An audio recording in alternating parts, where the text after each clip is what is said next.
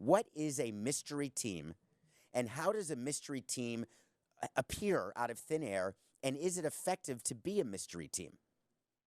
And all of this is happening now because there was a report on Twitter today that there's a mystery team bidding for Gerrit Cole. This is my favorite line. So here is the rule of a mystery team. They don't exist. It is simply done by agents in order to drum up bidding and to make owners panic. And I'll give you an exact example. Many years ago, there was a player in baseball named Alex Rodriguez. You may now know him as the first half of AJ or A-Lo or A-Rod or J-Rod. But in fact, he was on his way to becoming a Hall of Fame player before steroids got in the way. Well, he was a free agent and he was negotiating to move teams. And wouldn't you know that there were some rumors about which team he'd sign with, but it was always going to be large market teams.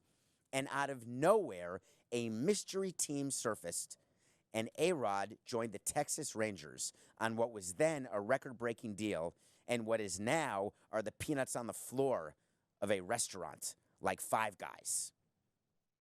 So the mystery team happens when an owner is watching CBS Sports HQ or reading Twitter or getting calls from friends and family saying, you know, we could really get Gerrit Cole. We need Gerrit Cole on our team. He can help us win a World Series. Well, here's the point about mystery teams for players like Gerrit Cole. The owner already knew that. A mystery team only works for mid-level free agents, for trades that you're not focused on, where a mystery team swoops in and makes a trade offer that no one had contemplated and there were no leaks. You can't have a mystery team for a talent like Gerrit Cole because there is no owner in baseball who doesn't look in the mirror and say, Gerrit Cole would help my team.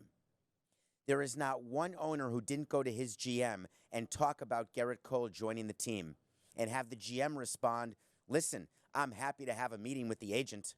I'm happy to have Gerrit Cole on my team, but tell me, Mr. Owner, what's our payroll going to be? And if your payroll is $120 million, you can't have one pitcher making $35 to $40 million unless you want to watch October baseball. The general rule of thumb is that you can't have one player more than 20% of your full payroll. Ideally, it would be no one player is more than 10 to 15%, but with the way superstar pay is going, that math is becoming increasingly difficult. So why is it that we hear about mystery teams? Because what's going on in the winter meetings now is a feeding frenzy of rumors and innuendo and straight panic. Steven Strasburg opted out of his deal, and he just signed with the Washington Nationals. Now you've got Gerrit Cole, who's next, represented by Scott Boras, and the question is, what team will he go to? It's not a matter of, does he want to be on the East Coast or the West Coast? It's not a matter of the Minnesota Twins wondering whether Cole would ever want to play in the Twin Cities, because the answer is, of course he would. The Twins would not need to be a mystery team swooping in and meeting under the cover of darkness. This isn't about intrigue. This isn't about when you're trying to recruit a high school player or a college player or a player internationally when you don't want other teams to know that you're interested. It makes no difference whether everybody knows or nobody knows that you are interested in signing Gerrit Cole.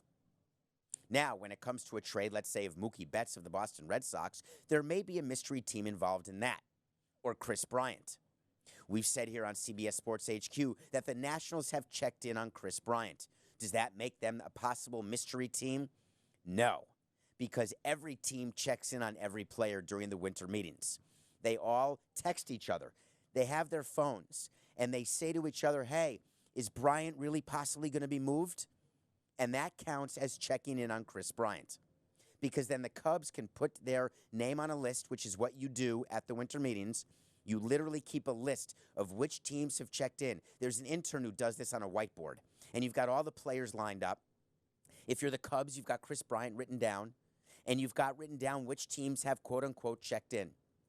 And on the right side of the whiteboard, you've got the name of free agents you've checked in on. The problem with checking in on a free agent, you're no longer then a mystery team. And what does checking in actually mean? It doesn't mean that you intend to sign this player. It doesn't mean you can afford this player. It means when you are talking to the agent of this player about any subject, including what drink you're going to order at the end of the night at the winter meetings, and it comes up, hey, what's happening with Cole? Are you moving on him soon? The agent gets to say that that team is now interested in signing Gerrit Cole. That's how these rumors always start. You have to watch everything you say. But the incentive of having a mystery team is simply to scare Brian Cashman and Hal Steinbrenner, and scare Artie Moreno and Billy Epler, and scare Andrew Friedman. And it's only to say, if you want Cole, it's not just the Yankees you're going to have to outbid, it's this mystery team. But that's not how the Gerrit Cole negotiations are actually going. Scott Boras has given every team the exact amount it will take to right now get Cole to sign during the winter meetings. Don't believe anything that you're reading that Scott Boras is waiting on offers. Scott Boras has made it very clear what it will take. And if you happen to hit that number, first, you'll get him. But rest assured, you'll overpay for him.